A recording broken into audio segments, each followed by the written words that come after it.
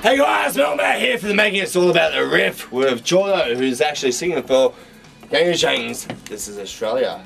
Jordan. Fucking yeah, man. Motherfucker. Good to be back, man. Good to see you again, Matt. Yeah, you too, mate. You awesome. too. Oh, awesome. You been alright? Yeah, it's been good.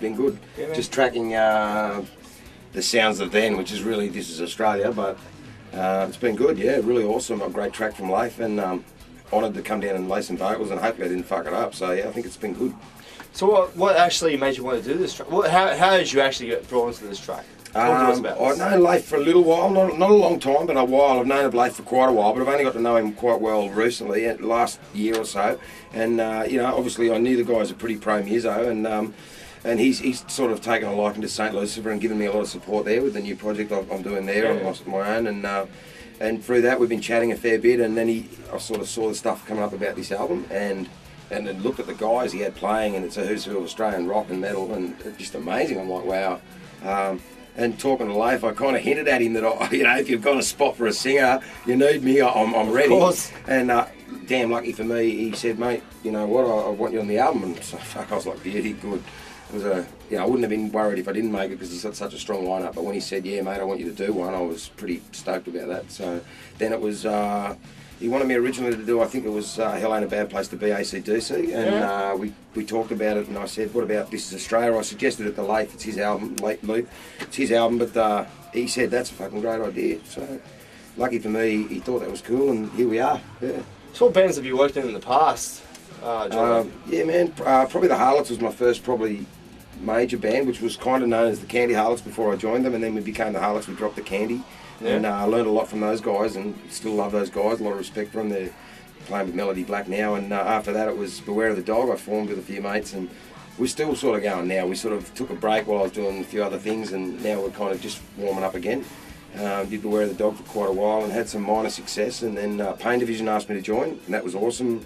Toured Japan and learned a lot from Stu Marshall and the guys in that band, and Jay Rami on drums and all these sort of guys. And after that, I then had a bit of downtime and did the Saint Lucifer project. So probably the Harlots, Beware of the Dog, Pain Division and Saint Lucifer was my original. Is there any advice that you give to any aspiring musicians out there?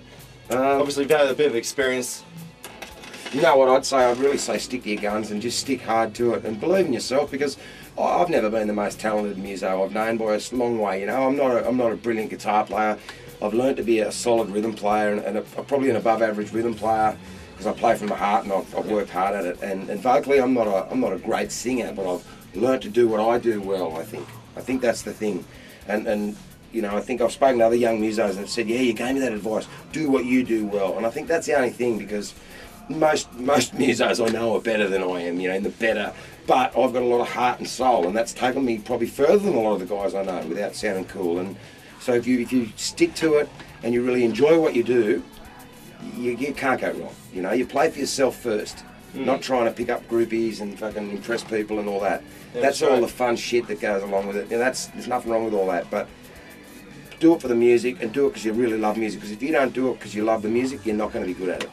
You know. So what was I playing with the Harlots? Oh, awesome, man. I mean, I learned a lot from those guys. I really kind of did my apprenticeship there. They believed in me, and I thank them forever for that. Tubby's a very studious musician.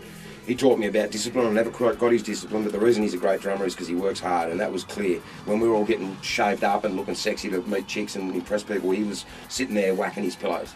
You know, and I thought, fuck, have a go at this guy, a real musician, you know. Yeah. So I learnt that from Tubby. Lino's just perseverance gone wrong, you know. He sticks to his guns, sticks to what he believes in. He's always been, 100% Lino. You know, might be the best player in the world, but he's a good songwriter. He does what he does well, like I said before. And he's a rock and roll dude, man. He's become a bit of a rock and roll legend from it and stuck to his guns. Phil Bowley, just a brilliant musician, great guitar player. I mean, I learned a lot from those guys. They're a bit older than me. They'd been there, done that. I hadn't. So I learned a lot. I shut up and listened a lot with those guys, and they gave me a lot of respect. So I'll forever thank them. You know, it was a lot of fun. Yeah. Do you have any sort of outlook at the moment with the Australian metal scene at this present time? Right now, man, I mean, geez, I tell you, I think it's as good as it's ever been. Yeah. I'm hearing a lot of good bands, you know, they're really awesome bands, and the young guys are surprising me. Just when you think, oh, it's only us older blokes that can play good metal, I mean, you see some of the young bands coming through and you go, hang on, fuck, these guys are pretty good. So it's pleasing to me to see young guys are really doing something and doing some pretty original stuff. They're not just copying Metallica or Megadeth or trying to be Slayer. They're doing their own thing within it, you know. Be influenced by bands, sure, but do your own thing. And you know, I'm really, really impressed with the level of musicianship and the heart and soul. I think Australia's got a metal scene that's up there with anywhere in the world. We're probably just not recognised for it. Funny thing is, you know, I'm an atheist.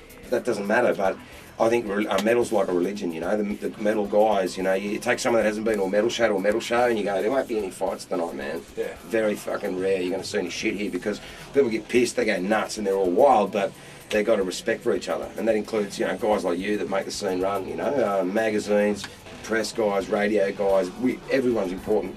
I've said it before, I'll say it again, I'm a fan of music first, you know. People think, oh, you know, you fucking play rock, you know. It's like, fuck.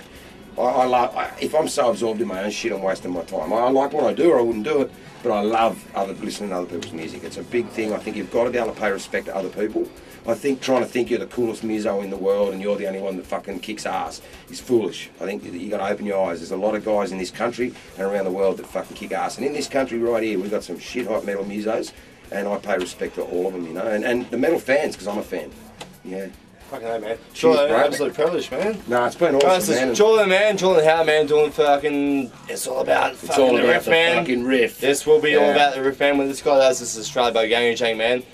Keep it real, keep it seen, and keep it fucking metal. Can I just say, if you don't buy this album, you're off your fucking head, because you got one of my favourite singers, Skeeny from The Paws, going to be featuring on it. You got another one of my all-time favourites, Jonathan Devoy, who's just a bullshit frontman singer from especially Jerk, but he's done other great things as well. You got guys from AC/DC, you got guys from Rose Tattoo, Stevie King, a mate of mine who's again a legend. You got, you know, you just keep going. You got Leif's done all the groundwork.